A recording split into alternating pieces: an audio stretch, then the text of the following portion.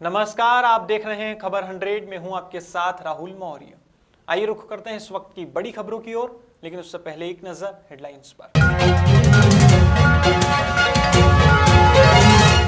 मध्य प्रदेश में कैदियों से मुलाकात पर 31 मार्च तक लगी रोक। महामारी के प्रसार को रोकने की कोशिश, प्रदेश के गृह मंत्री नरोत्तम मिश्रा ने जारी किए आदेश।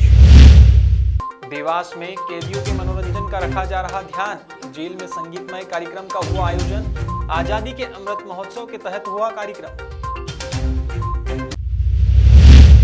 और उज्जैन में पुलिस प्रशासन ने की बड़ी कार्यवाही, चाइना डोर का मांझा बेचने वालों पर की कार्यवाही, दुकान संचालक के अवैध मकान को किया जमींदोज।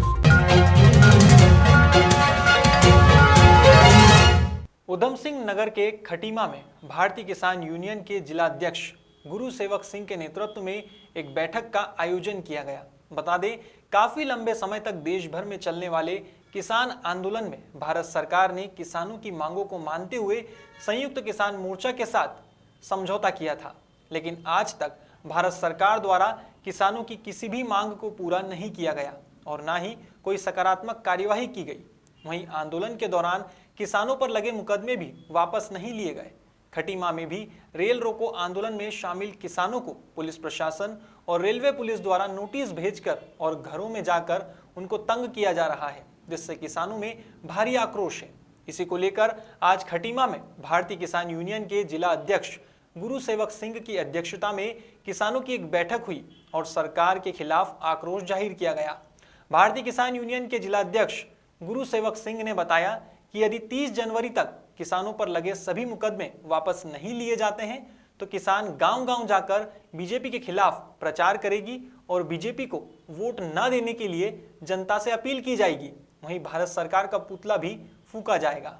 समझौता हुआ भारत सरकार से, तो वो समझौते में ये सब चीजें तय हुई थी, काले जो तीनों कानून थे वो वापस हुए और उसमें ये सभी चीजें तय हो गई थी कि अगर किसी भी किसान के ऊपर केस है उसको वापस लिया जाएगा। और मगर सरकार ने अभी तक वो जो केस वापस नहीं लिए हैं और जहां पूरे प्रदेश में हमारे में भी उस दिन ट्रेन रोको अभियान चलाया गया। हमने भी ट्रेन रोकी खटीमा में, मगर अभी तक किसी को पूरे प्रदेश में नोटिस जारी नहीं हुए हैं। मगर खटीमा जो है 1 महीने से हमें पुलिस तंग कर रही है, हमारे किसानों को, और हर रोज जो है पुलिस जो है घरों में जा रही है, उनको सम्मन दे रही है और जगह हर तरीके से तंग कर रही है। तो हमें ये लग रहा है कि किसी ना किसी ये बीजेपी लोकल नेता का हाथ है।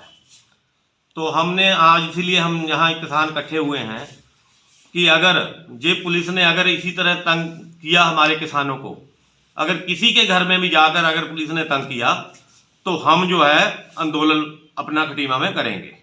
इकट्ठे हुए हैं, अगर आगे के लिए ये सरकार जल्दी से जल्दी केस जो वापस नहीं ले रही तो हम खुल के बीजेपी का विरोध करेंगे।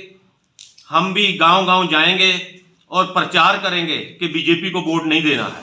रविवार को अखिल भारतीय बलाई महासंघ के राष्ट्रीय अध्यक्ष मनोज परमार इंदौर से आष्टा जाते समय देवास पहुंचे।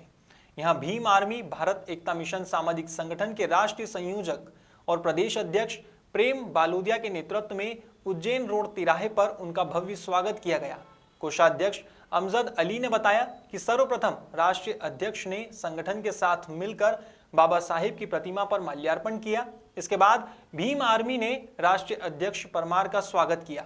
अपने दौरे के दौरान परमार ने कहा कि समाज में जन जागृति फैलाना, अंधविश्वास को समाप्त करना और शिक्षा का व्यापक रूप से प्रचार प्रसार होना, यही अखिल भारतीय बलाई महासंघ का उद्देश्य है।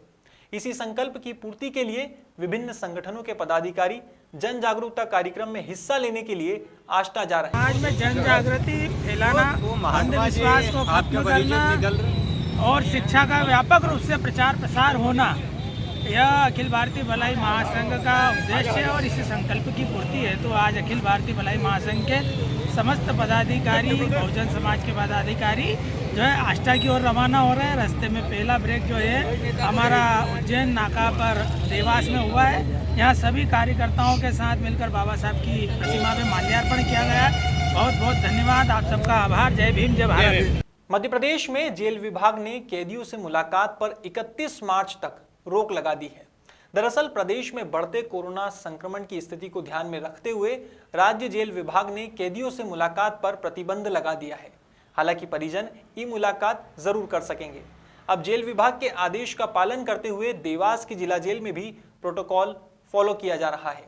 जिला जेल अधीक्षक हिमानी मनवारे ने बताया कि गृह मंत्री के आदेश के बाद कैदियों के परिजनों सहित दोस्तों की मुलाकात पर प्रतिबंध लगा दिया गया है। इसके तहत जेल के कैदी वीडियो कॉल के माध्यम से ही मीटिंग कर सकते हैं। गौरतलब है कि महामारी के प्रसार को रोकने के लिए शासन प्रशासन ने यह कड़ा कदम उठाया है। जैसे मुलाकात के लिए एक आदेश जारी हुआ, इसमें रोक लगी, किस प्रकार का आदेश है और कब तक लागू है? जी, ये आप जो जानते हैं मंत्री महोदय श्री नरोत्तम मिश्रा जी ने शायद 13 तारीख को ही ये घोषणा कर दी थी मौखिक रूप से।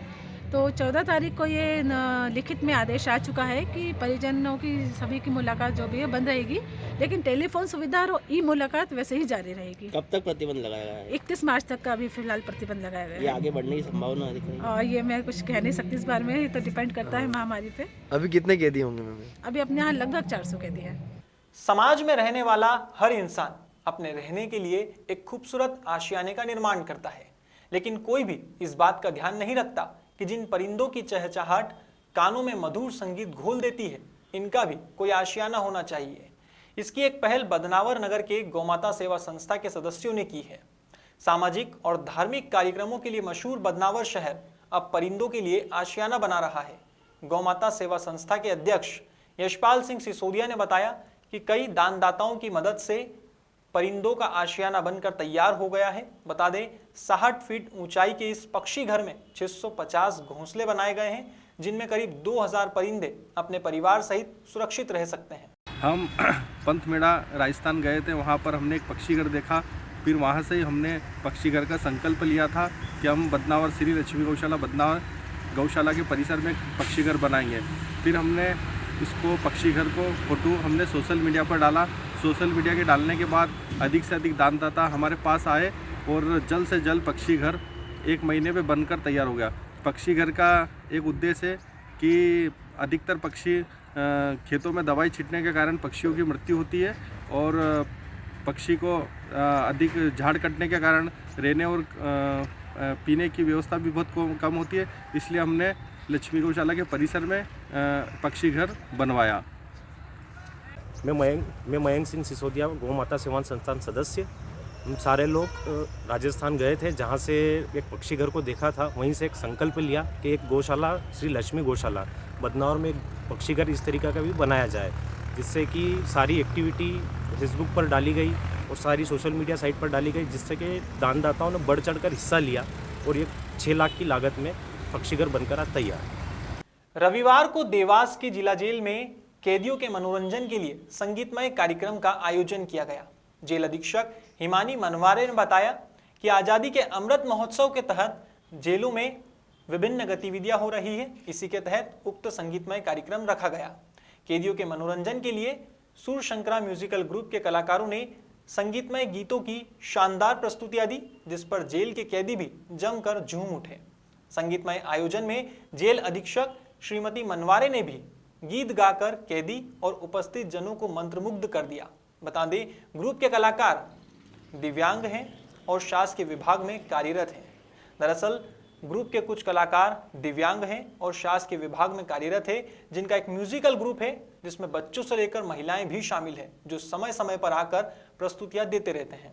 आज जिला जेल में सूर शंकरा नाम की एक संस्था है जो कि संगीत के प्रोग्राम आयोजित करती है। उन्हीं के द्वारा यहाँ बंदियों के लिए मनोरंजन के लिए गीत संगीत का प्रोग्राम आयोजित किया गया है। किन प्रकार के सिंगर आए या कुछ विकलांग वगैरह दिख रहे थे इनमें? हाँ, आप जो भी यहाँ पर कलाकार देख रहे हैं वो सभी सरकारी डिपार्टमेंट के मतलब कर्मचारी हैं और उनका एक ग्रुप है। उसमें बहुत से विकलांग बच्चे भी हैं, कुछ महिलाएं भी हैं जो अपना निःशुल्क अपना कार्यक्रम प्रस्तुत करते हैं। देवास जेल में हो रहा है कि सभी दूर हो रहा है कार्यक्रम? सभी जगह होता रहता है इनका प्रोग्राम। सरकारी संस्था है, हर जेल पे करते हैं ये प्रोग्राम। हर माह होता है कि साल में 1-2 बार होता है? अब जैसा टाइम मिलता है उसके हिसाब से उनको मौका दिया जाता है।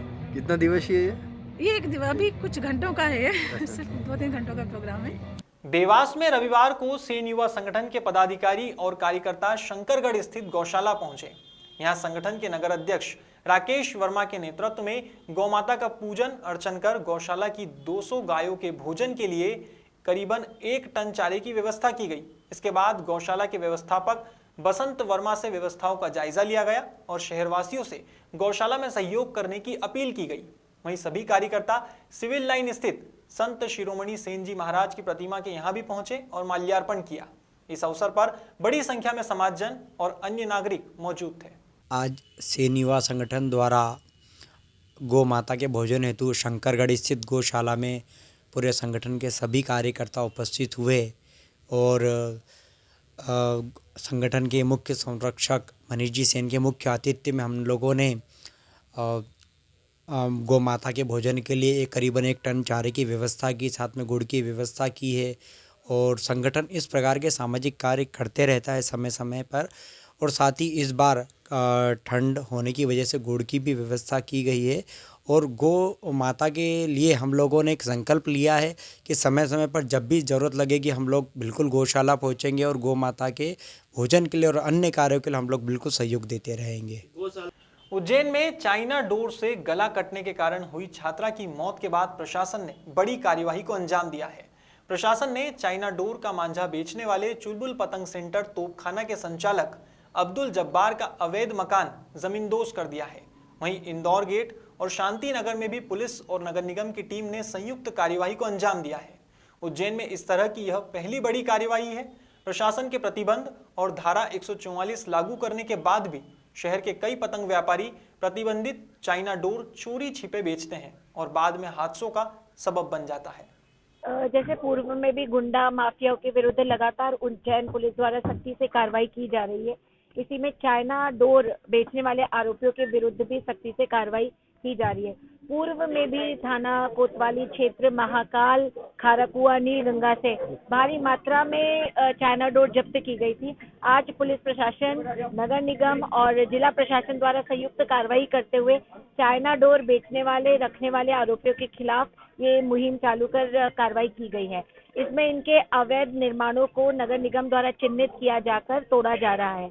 इसमें सबसे पहली कार्रवाई तोपखाने में अब्दुल वहाब के चुलबुल पतंग सेंटर पे की गई। इसके बाद विजय जो कि शास्त्री नगर निवासी था उस पर की गई और तीसरी कार्रवाई इंदौर गेट पर ऋतिक के विरुद्ध की जा रही है। खटीमा में निशांत आरोग्य आयुष मानव कल्याण सेवा संस्था द्वारा रविवार को निःशुल्क जांच शिविर का आयोजन किया गया। इसमें डॉक्टर रचना सिंघल ने आश्रम में रहने वाले बच्चों को बीमारियों को लेकर जांच और परामर्श दिया, साथ ही मुफ्त दवा भी वितरित की। बता दें, आश्रम के बच्चों के लिए पौष्टिक आहार भी संस्था की तरफ से दिया गया। सचिव डॉक्टर रचना सिंघल ने कहा कि फाउंडेशन हमेशा से ही लोगों को स्वास्थ्य के प्रति जागरूक करता आया है और आगे भी समय समय पर जनसेवा के कार्य करता रहेगा।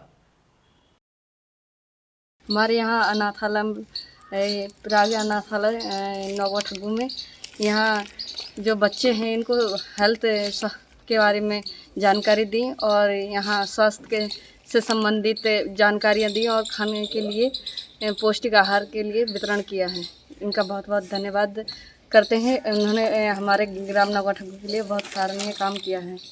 मैं निशांत आरोग्य आयुष मानव सेवा कल्याण समिति से डॉक्टर रचना सिंघल मैम यहाँ पधार के जो हमारे बच्चों के साथ उनको ये जो मौसम चल रहा है उसके संबंधी में जानकारी, जो बीमारियाँ हो रही हैं उसके संबंधित जानकारी एवं उससे बचाव और किस प्रकार के ऐसे मौसम में खाना चाहिए अपने ताकि शरीर को स्वस्थ रख सके, उस संबंधी मैडम जी डॉक्टर मैडम जी द्वारा जो बच्चों को जानकारी दिया गया वो बहुत ही उपयोगी जानकारी है और उसके लिए हम मैडम जी एवं मैडम जी की टीम को तहे दिल से हार्दिक धन्यवाद ज्ञापन करते हैं। आज निशांत आरोग्य आयुष मानव सेवा कल्याण संस्थान की तरफ से मैं सचिव डॉक्टर रचना सिंघल आज यहाँ खटीमा के नगुठगू में जो अनाथ आश्रम है यहाँ के बच्चों के लिए मैं आज आई हूँ, क्योंकि ये से इस प्रकार की जनसेवा हम करते रहते हैं तो मुझे यहाँ अनाथ आश्रम का पता लगा। तो आज मैं यहाँ पर बच्चों को कुछ मैंने इनको आज बताया है उनकी हेल्थ को लेकर के जो इश्यूज होते हैं आज के टाइम में आ रहे हैं उनको कि वो किस तरीके से अपना खान पान रखें, अपने खाने में क्या क्या चीज़ शामिल करें क्या ना करें, और कोविड को लेकर के उनके रख रखाव उनसे बचाव वो कैसे कर सकते हैं, क्योंकि आने वाले टाइम में बढ़ ही रहा है तो उसका ये कैसे अपने आप को बचाएं। और साथ में मैंने इनको थोड़ा हेल्थ चेकअप करके इनके हेल्थ से रिलेटेड इनसे पूछताछ की है जो भी समस्याएं हैं उनके बारे में इनको हमने बताया। और जैसे इनको हमने खाने पीने के लिए बताया कि लोग क्या खाते पीते हैं करते हैं, तो इनको यही बताया गया कि हेल्दी चीज़ें ये लोग ले, और साथ में मैंने ये सब चीज़ें इनको वितरित किया गया है। जैसे मैंने ये कार्य किया है तो इस तरीके की जनसेवा हम लोग मतलब संस्था की तरफ से करते रहते हैं और आगे भी हम लोग इस कार्य को जारी रखेंगे। फिलहाल खबरों में बस इतना ही।